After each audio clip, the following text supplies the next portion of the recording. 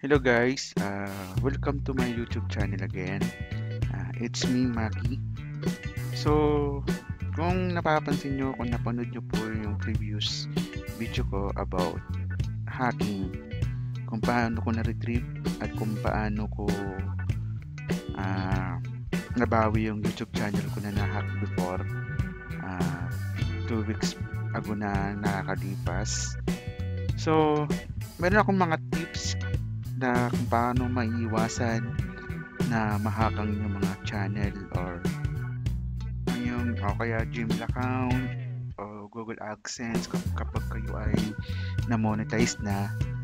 Napaka-importante ang bagay na ito kasi sapagkat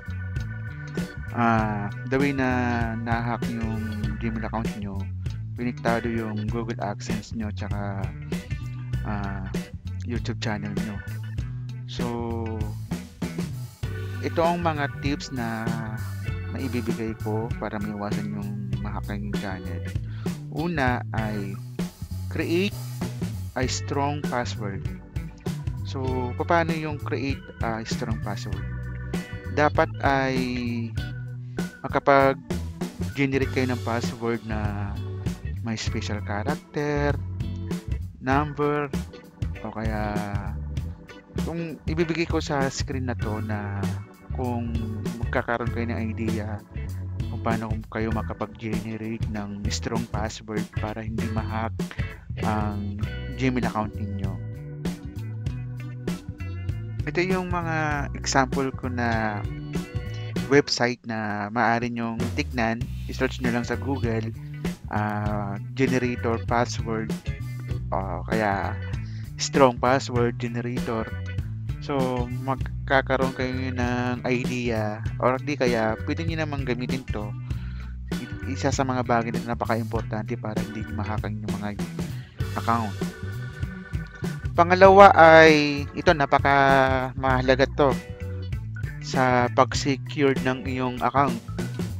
Yung pag-enable ng two-step verification ninyo.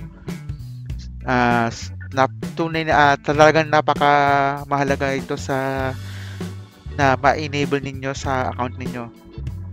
Sa bagay, isa to sa mga nire-required ni Google na ma-turn on ninyo yung two-step verifications.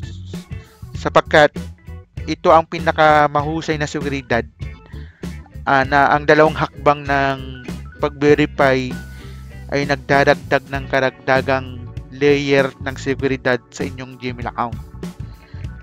Kahit na may nakakaalam ng inyong password, kakailanganin pa rin nila na i-access ang inyong cellphone.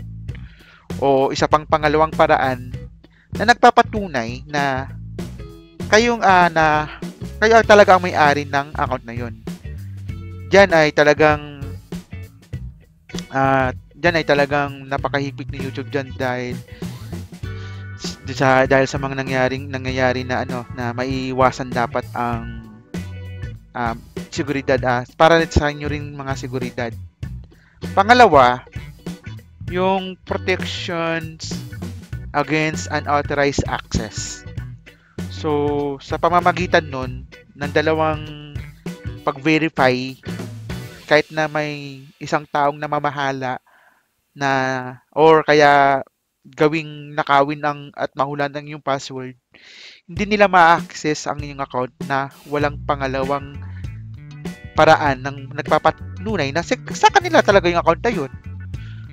So, talagang tunay na napaka-importante yung bagay na yun. Then, yung early o kaya prevention of phishing attacks.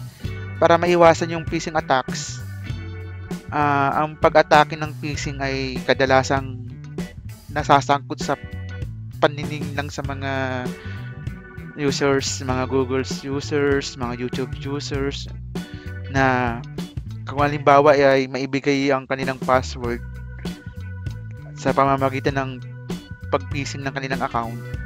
Kapag pinagana ang two-step na pag-verify, kahit na hindi mo sinasadyang ibigay ang iyong password sa isang phishing site, ay hindi ma-access ng attacker ang inyong account nang walang pangalawang kadahilanan sa pagpapatotoo na sila nga ang may-ari ng inyong account na yun. Saka yung early warning o unauthorized access attempts. Kung may sumubok man na mag-login sa inyong account na wala ang inyong pahintulot, ay makakatanggap ka na ng isang alert sa inyong cellphone na maaari ka nitong alertuhan sa mga potential na hindi otorisadong pagtatangka sa pag-access at magbibigay daan sa inyo upang ma-secure ang inyong account. At napaka-importante yung peace of mind. At least kung nagawa mo yung bagay na yun, may peace of mind ka na hindi ma-attack ang iyong channel. At pag alam na mas secure ang iyong Gmail account, ay makapagbibigay sa iyo ng kapayapaan ng pag-iisip ninyo, lalo na kung sa mga sensitive na impormasyon na ginagamit mo sa iyong Gmail account para sa trabaho o mahalagang komunikasyon, lalo na kapag monetize na yung channel mo. So, para maiwasan mo yung mga bagay na yon, ay ito ang pinakamahalagang gawin mo na ma-secured ang iyong account para maiwasan na ma-hack ito. Sapagkat tunay na napaka-stress talaga. Stress, hassle, at hindi ka talaga makakatulog. Walang peace of mind kapag na-hack ang channel mo. So, yun sa mga tips na kailangang magawa ninyo at mga na nangyari sa akin ng mga nakarang araw, na natuto na ako sa nangyari sa akin. So, ito ay binabalik ko naman para ma-share ko sa inyo kung ano mga bagay na dapat gawin upang maiwasan natin na ma-hack yung ating mga accounts or yung Gmail account natin. Napaka-importante nito dahil handyan natin mga impormasyon na iniingatan natin, lalo na kapag kumikita ka na sa channel mo na ito. Pangatlo ay create a new Gmail for business. So, wag na wag niyong gagamitin yung Gmail account niyo na nakalink doon ng YouTube channel ninyo. Kasi marami ng mga YouTubers ang nangyari ng ganito, na ginagamit nila yung Gmail account nila na doon nakalink yung YouTube channel nila. Kasi may mga nagpapanggap na naging sponsor, na kailangan mong i-click yung link na to para ma-review mo pero hindi nila alam ay isang phishing site na pala yun, na nakikita nila yung activity ng iyong account para makakuha sila ng impormasyon upang ma-hack yung account ninyo. So, dapat ay separate yung Gmail account ninyo sa YouTube at Gmail account ninyo sa business para maiwasan yung mga bagay na yun. Ang pang-apat na tips ko sa inyo ay yung phishing email. Don't click or download suspicious link. Yan ang pinaka-importanting malaman ninyo. Huwag nyong i-click ang mga kahinahinalang link na yon. Kung nakatanggap ka ng isang email mula sa isang hindi pamilyar na nagpadala nito o isa na tila kahinahinala, iwasang i-click yon sa anumang link na o i-download ng anumang mga attachment na kasama sa email. Kailangan ay may verify nyo muna ito kung sino yung nagpadala. Kailangan ay suriin mabuti ang email address na nagpadala. Minsan ang mga phishing email ay maaring mukhang nagmula sa mga lehitimong mapagkukunan. Ngunit ang di natin alam, ang email address ay maaring bahagyang nabago o peke. So, kaya nagmumukhang legit. So, mag-hover sa mga link. I-hover ang inyong mga mouse cursor sa anumang link sa email. na walang pag-click upang makita ninyo ang actual na URL na kanilang itinuturo.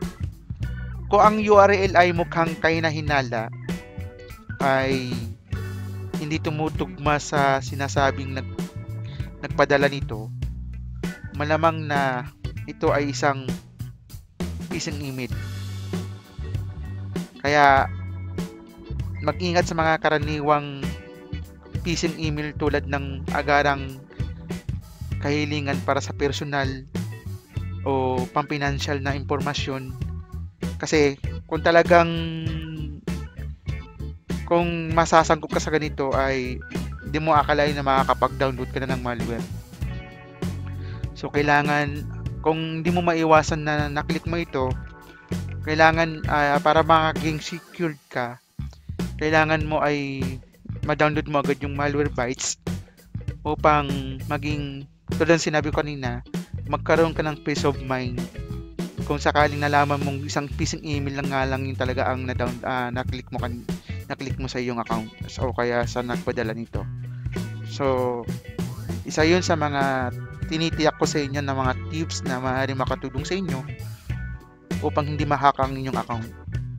So gumamit ng security software tulad ng sinabi ko kanina, yung mga antivirus o anti-malware software na kailangan ay ma-install nyo sa laptop ninyo o kaya sa device ninyo upang maiwasan ang pag-hack sa inyong YouTube channel or or kaya yung Gmail account ninyo. So, yun isa sa mga tips ko na maaring makatulong sa inyo para maiwasan na ma-hack ang inyong account. So, pasensya na sa hindi ako marunong mag-discuss ng mga itong bagay. So, pinipilit ko lang na ma-share to sa inyo.